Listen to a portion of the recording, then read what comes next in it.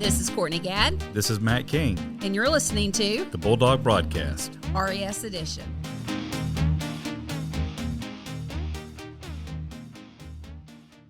Hey guys, this is Jennifer Carter. I work as the Kaleidoscope teacher here, and I also do MTSS, and I'm super excited to be able to have the opportunity to share the first chapter of one of my very favorite books with you. This book, when I was asked to do this, I wasn't sure what I was going to do, and then I started thinking about it being close to Christmas and the season, and I decided to choose this book called The Best Christmas Pageant Ever by Barbara Robinson. And this book is special to me. I remember reading it when I was a little girl in elementary school, and I just thought it was so fun, and it has a really great message, but it's also funny. I also like the dedication page because she dedicates the book to Jack, of course, is what she says, and I have a son named Jack, so I thought that was kind of cool. So the very first paragraph in this book is probably my favorite paragraph in the whole book. When I taught fourth grade, we talked about characters a lot, and this does a really fun introduction of introducing the main characters. So here we go. Chapter 1, The Best Christmas Pageant Ever.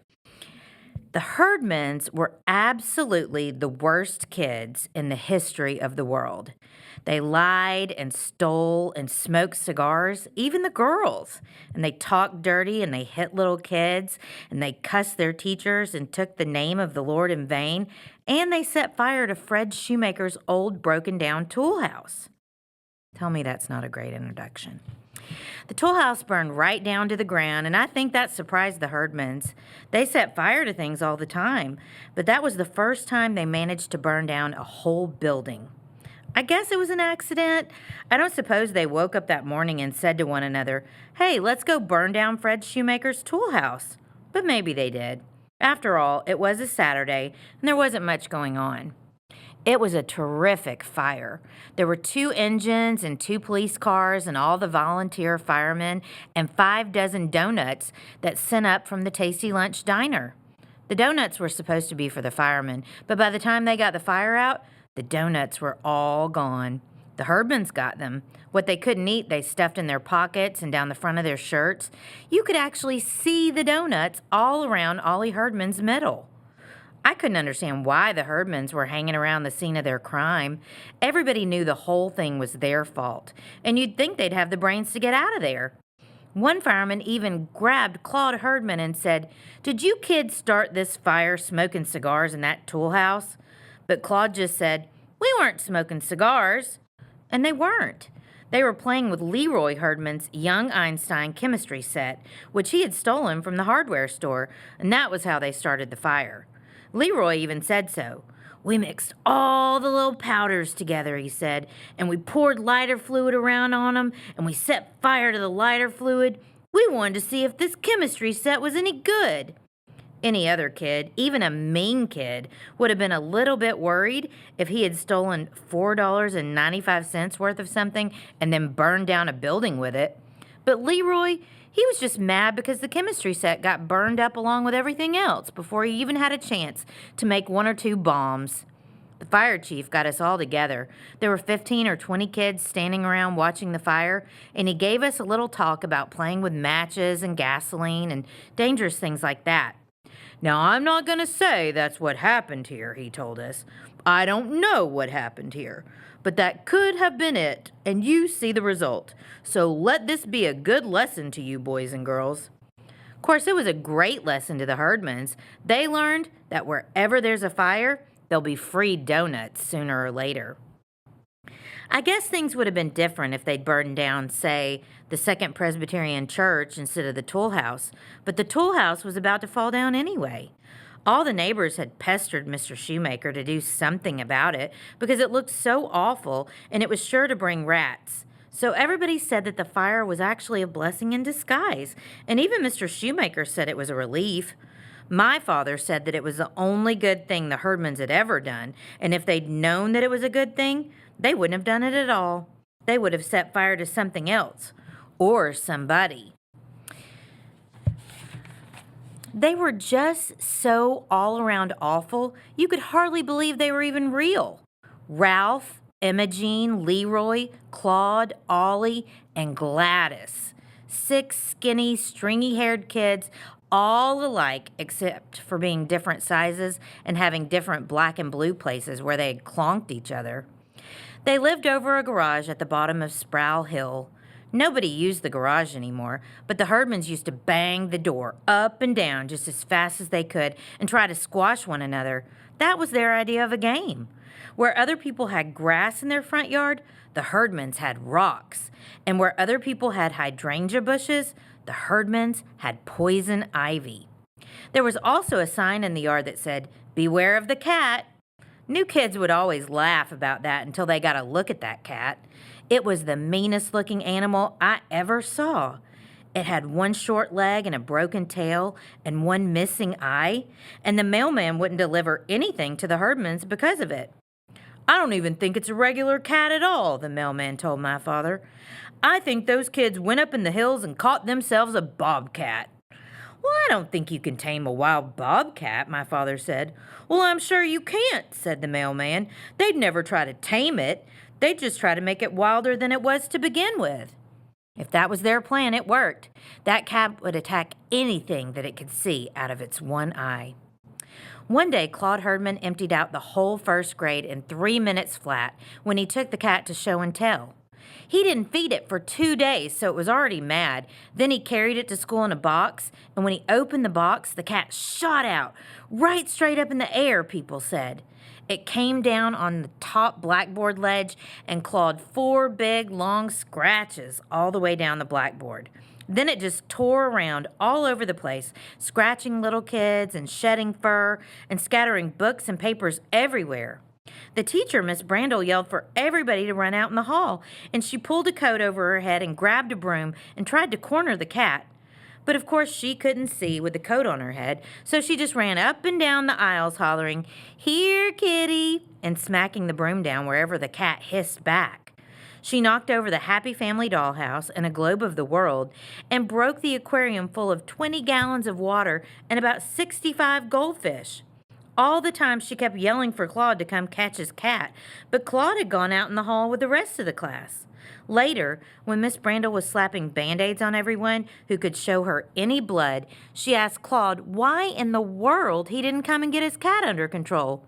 "Well, you told us to go out in the hall," Claude said, just as if he were the ordinary kind of first grader who did whatever teachers said to do. The cat settled down a little bit once it got something to eat, which was most of the goldfish, and Ramona Billion's 2 pet mice that she had brought for show and tell. Ramona cried and carried on. "Oh, I can't even bury them," she said. So they sent her home. The room was a wreck. There was broken glass and papers and books and puddles of water and dead goldfish everywhere. Miss Brandel was sort of a wreck too, and most of the first graders were hysterical, so somebody took them outdoors and let them have recess for the rest of the day. Claude took the cat home, and after that, there was a rule that you couldn't bring anything alive to show and tell. The Herdmans moved from grade to grade through the Woodrow Wilson School like those South African fish that strip your bones clean in about 3 minutes flat, which was just about what they did to one teacher after another. But they never got held back in a grade. When it came time for Claude Herdman to pass on to the 2nd grade, he didn't even know his ABCs or his numbers or colors or shapes or the 3 bears or how to get along with anybody. But Miss Brandel passed him anyway. For one thing, she knew that she would have Ollie Herdman the next year. That was the thing about the Herdmans. There was always another one coming along. And no teacher was crazy enough to let herself have 2 of them at once. I was always in the same grade with Imogene Herdman, and what I did was stay out of her way. It wasn't very easy to stay out of her way. You couldn't do it if you were very pretty or very ugly or very smart or very dumb, or if you had anything unusual about you like red hair or double-jointed thumbs. But if you were just sort of a medium kid like me, who kept her mouth shut when the teacher said, "Who can name all 50 states?" then you had a pretty good chance to steer clear of Imogene. As far as I could tell, Imogene was just like the rest of the Herdmans. She never learned anything either, except for dirty words and secrets about everybody. Twice a year, we had to go to the health room to get weighed and measured. And Imogene Herdman always managed to find out exactly what everybody weighed. Sometimes she'd hang around waiting for the nurse, Miss Hemphill, to give her a Band-Aid. Sometimes she would sneak behind the curtain where they kept a folding cot and just stay there the whole time with one eye on the scales. "Why are you still here, Imogene?" Miss Hemphill asked one day. "You can go back to your room." "Oh, I think you better look and see if I've got what Ollie has." "Well, what does Ollie have?" Imogene shrugged. "We don't know. Red spots all over." Miss Hemphill looked at her. "Well, what did the doctor say?" "Oh, we didn't go to the doctor." Imogen began scrunching her back up and down against the medicine cabinet. "Well, does Ollie have a fever? Is he in bed?" "No, he's down in the first grade." "Right now?" Miss Hemphill stared. "Why, he shouldn't be in school with red spots. It could be measles or chicken pox or any number of things, contagious things. What are you doing?" "Ugh, I'm scratching my back," Imogene said. "Boy, do I itch."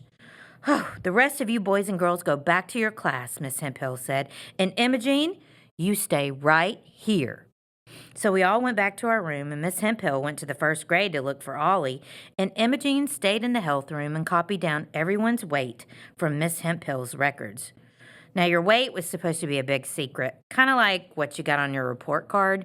"It's no one's business what you get on your report card," all the teachers would say, and Miss Hemphill said the same thing. "It's no one's business what you weigh." Not even the fat kids could find out what they weighed, but Imogene, she always knew. "Don't let Albert Pelfrey on the swing," she'd yell at recess. "He'll bust it. Albert Pelfrey weighs about 143 pounds. Last year, he weighed 137. So right away, everybody knew two things about Albert. We knew exactly how much he weighed, and we also knew that he was getting bigger all the time. "You're going to have to go to fat camp this summer," Imogene hollered at him. "Miss Hemphill even wrote it down on your paper." Now, fat camp was a place where you fed lettuce and grapefruit and cottage cheese and eggs to people for a month, and they either gave up and cheated or they gave up and got skinny. "I'm not," Albert said. "I'm going to Disneyland with my Uncle Frank." "Huh, that's what you think," Imogene told him. Albert had to believe her. She was always right about things like that. So all year he had fat camp to look forward to instead of Disneyland. Sometimes Imogene would blackmail the fat kids if they had anything that she wanted, like Wanda Pierce's charm bracelet. Wanda Pierce, she weighed about a ton. She even had fat eyeballs, and her hobby was this charm bracelet. It had 22 charms, and every single one of them did something. The little wheels turned, or the little bitty piano keys went plink, or the little tiny drawers would open and close. Besides being a fat kid, Wanda was also a rich kid, so every time you turned around, she had something new. "Look at my new charm," she would say. "It costs $6.95 without the tax. It's a bird, and when you push this little knob, its wings flutter. It costs $6.95. They were great charms, but everybody got sick of hearing about them, so it was almost a relief when Imogene blackmailed her out of it. "I know how much you weigh, Wanda," Imogene told her. "I wrote it down on this piece of paper. See?" It must have been awful, because even Wanda looked horrified. So Imogene got her charm bracelet, and she got Lucille Golden's imitation alligator pocketbook with "Souvenir of Florida" written on it. For a while, she got 10 cents a week from Floyd Brush until Floyd caught double pneumonia and lost 15 pounds, and then he didn't care anymore. My friend Alice Wendelkin was so clean, she had detergent hands by the time she was 4 years old. But just the same, Alice picked up a case of head lice when she was at summer camp, and somehow Imogene found out about that. She would sneak up on Alice at recess and holler, "Cooties!" and smack Alice's head. She nearly knocked Alice cross-eyed before one of the teachers saw her and took them both into the principal. "What is this all about?" the principal wanted to know. But Alice wouldn't say. "Well, I had to hit her," Imogene told him. "She's got cooties, and I didn't want to get one on me." "You did not see anything," Alice said, "and I don't have them anymore." "Well, what do you mean you don't have them anymore?" the principal said. "Did you have them lately?" It really surprised him. He didn't want the whole school to get them, so he sent Alice to the health room, and the nurse looked at her head and said that she was fine. But it was too late, because then everyone called Alice Cooties for the rest of the year. If Imogene didn't know a secret about a person, she'd make one up. She'd catch you in the girls' room or out in the hallway and whisper, "I know what you did." And then you'd go crazy trying to figure out what it was you did that Imogene knew about. It was no good trying to get secrets on the Herdmans. Everybody already knew all the awful things that they did. And you couldn't even tease them about their parents or holler, "Your dad's in jail," because they didn't even care. Actually, they didn't know where their dad was or where he was or anything about him, because when Gladys was 2 years old, he climbed on a railroad train and disappeared. Nobody blamed him. Now and then you'd see Mrs. Herdman walking the cat on a length of chain around the block. But she worked double shifts at the shoe factory, and she wasn't home very much.